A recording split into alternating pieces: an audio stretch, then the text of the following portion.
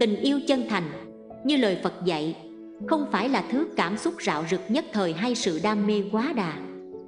Nó cần sự cân bằng, chân thành và lòng từ bi để người yêu nhau không dễ dàng rời xa. Trong cuộc đời, có biết bao nhiêu người đi qua nhau, nhưng chỉ số ít ở lại bên cạnh ta thật lâu dài. Người đến rồi đi, tình cảm cũng có thể phai nhạt dần theo thời gian. Song, ai ở lại trong những giờ phút gian khó, ai nắm lấy tay ta khi ta yếu đuối, đó mới là những người yêu thương ta thật lòng. Câu chuyện về người tiều phu và người phụ nữ chờ chồng. Ngày xưa, có một tiều phu nọ sống cùng người vợ trên núi. Họ yêu nhau chân thành, giản dị và chẳng hề phô trương. Mỗi ngày, người chồng đi đốn củi trên núi, người vợ ở nhà chăm sóc, lo toan mọi việc. Đến một hôm, tai ương ập đến trong một trận bão dữ dội. Người chồng bị lạc trong rừng, không thể tìm đường về. Ngày qua ngày, người vợ chờ đợi trong vô vọng, nhưng cô vẫn một lòng một dạ đợi người mình yêu. Bạn bè, làng xóm đều khuyên cô rằng có lẽ người chồng đã mất rồi, khuyên cô nên buông bỏ và tiếp tục cuộc sống. Nhưng người vợ luôn tin tưởng nếu tình yêu chúng ta thật sự, thì dù xa cách thế nào, anh ấy cũng sẽ tìm đường trở về bên ta. 3 năm trôi qua và người vợ vẫn chờ. Rồi một ngày nọ, người chồng tìm được đường trở về nhà trong thân thể gầy yếu và kiệt quệ. Gặp lại nhau, nước mắt họ tuôn trào, nhưng không phải là nước mắt đau khổ, đó là giọt nước mắt của sự đoàn viên, của tình yêu chân thành đã vượt qua mọi thử thách, mọi khoảng cách. Tình yêu và lòng kiên nhẫn. Trong cuộc sống, Phật dạy chúng ta về lòng kiên nhẫn và lòng từ bi trong tình yêu. Người thật lòng yêu thương sẽ không rời bỏ nhau khi sóng gió ập đến. Họ không buông tay, bởi họ đã biết rằng chỉ có tình yêu chân thành mới có thể cùng nhau đi qua những khó khăn. Chân thành trong tình yêu không có nghĩa là không có đau khổ hay mâu thuẫn. Đôi khi, tình yêu là nhẫn nhịn, là tha thứ và chấp nhận sự không hoàn hảo của người kia. Mỗi chúng ta đều có những thiếu sót, và khi yêu là lúc chúng ta chấp nhận những điều đó mà không tìm cách thay đổi đối phương. Phật đã từng nói, người biết yêu thương chân thật là người không đòi hỏi, không kiểm soát, chỉ biết dâng hiến và giúp đỡ nhau hoàn thiện hơn. Yêu nhau là cùng nhau nắm tay vượt qua bao khó khăn mà không dễ dàng buông bỏ. Đó là tấm lòng kiên cường, không sợ tổn thương và không sợ chia xa. Cân bằng giữa cảm xúc và lý trí. Nhiều người thường lầm tưởng rằng yêu là phải yêu bằng cả lý trí hoặc hoàn toàn bằng cảm xúc. Nhưng tình yêu chân thật lại nằm ở sự cân bằng.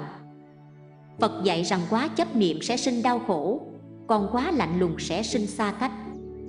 Yêu nhau, ta nên giữ vững tâm trí, không vì chút sóng gió mà từ bỏ, không vì chút mâu thuẫn mà chia lìa.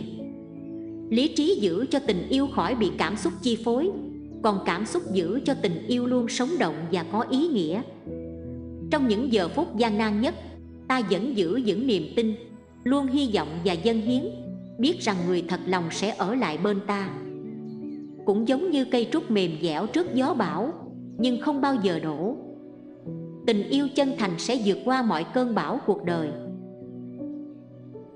Bài học từ Phật về tình yêu chân thành.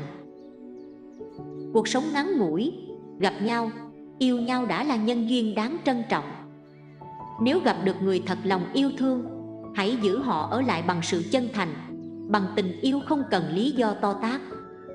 Đừng để lòng kiêu hãnh, sự nghi ngờ hay ích kỷ làm mờ đi trái tim trong sáng. Yêu một người là cùng nhau trải qua hạnh phúc, cả những khó khăn, và sẵn sàng tha thứ khi đối phương phạm sai lầm. Như câu chuyện về người tiều phu và người phụ nữ chờ chồng, tình yêu chân thật không dễ dàng từ bỏ khi khó khăn kéo đến. Nó là sự chờ đợi, là niềm tin và lòng kiên nhẫn để giữ lấy những gì quý giá nhất. Và quan trọng hơn hết, tình yêu chân thành là khi chúng ta yêu thương nhau không vì danh vọng, không vì sự hoàn hảo, mà vì bản chất thuần khiết của tình cảm. Mong rằng chúng ta đều tìm thấy tình yêu như vậy. Tình yêu có thể thử thách, nhưng sẽ bền vững. Và trong cuộc đời ngắn ngủi này, gặp được người yêu thương chân thành chính là phước lành lớn nhất mà chúng ta có thể nhận được.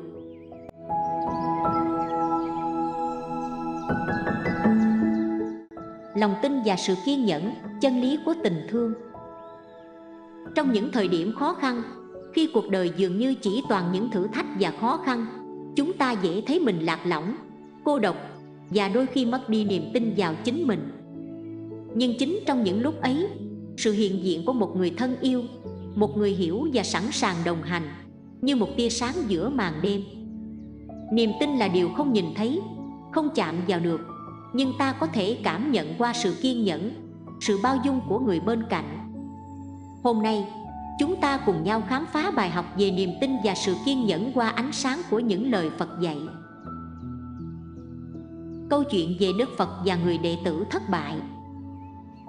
Có một câu chuyện trong cuộc đời của Đức Phật Thích Ca Mâu Ni. Một ngày nọ, một đệ tử trẻ tuổi đến bên Ngài, lòng đầy những thất vọng.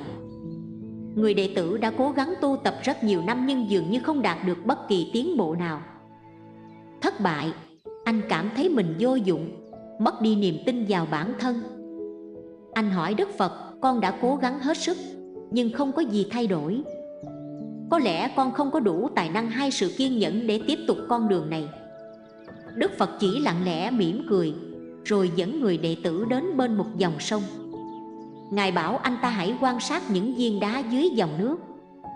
Con thấy không? Đức Phật nói, dòng sông liên tục chảy qua những viên đá. Dù cứng nhắc, nhưng theo thời gian, nước vẫn làm mòn đá, tạo nên những đường uốn lượn. Điều này không xảy ra trong một đêm mà qua vô số thời gian. Lòng kiên nhẫn của dòng nước làm nên sự biến đổi ấy. Con người cũng như vậy. Sự kiên nhẫn và niềm tin là những dòng nước của tâm hồn, giúp ta vượt qua mọi khó khăn và dần thay đổi bản thân. Câu chuyện ấy dạy ta rằng niềm tin là sức mạnh vô hình. Sự kiên nhẫn chính là năng lượng âm thầm giúp ta tiếp tục, dù đường đời có chông gai đến đâu. Người có niềm tin vào bản thân, dù chưa thấy thành công ngay trước mắt, sẽ luôn tìm thấy bình yên từ bên trong. Niềm tin và sự kiên nhẫn trong tình thân. Trong cuộc sống, sẽ có những khoảnh khắc chúng ta gặp phải những nghịch cảnh tưởng chừng không thể vượt qua. Ta có thể mất đi công việc, mối quan hệ đổ vỡ, hay cảm thấy bản thân không còn giá trị. Nhưng chính khi ta mất niềm tin vào cuộc sống, vào bản thân mình, người thân yêu bên cạnh lại là những người sẵn sàng giữ vững niềm tin ấy cho ta. Đó có thể là một người mẹ yêu thương, người cha trầm lặng, hay người bạn đời âm thầm sát cánh. Phật từng dạy rằng sự kiên nhẫn của người thân là minh chứng rõ ràng nhất cho lòng tin vô hình. Người thân yêu có thể không thể giải quyết hết mọi vấn đề của chúng ta, nhưng chỉ cần một bàn tay, một ánh mắt, một lời động viên cũng đủ để ta có thêm sức mạnh mà tiếp tục bước đi. Chân lý của lòng tin. Trong ánh sáng của Phật Pháp, niềm tin không chỉ là tin vào điều gì đó lớn lao ngoài kia, mà còn là tin vào chính mình, tin rằng mình có thể vượt qua những thử thách. Đôi khi, lòng tin ấy không cần phải được chứng minh, vì người thực sự yêu thương ta sẽ luôn kiên nhẫn đợi chờ.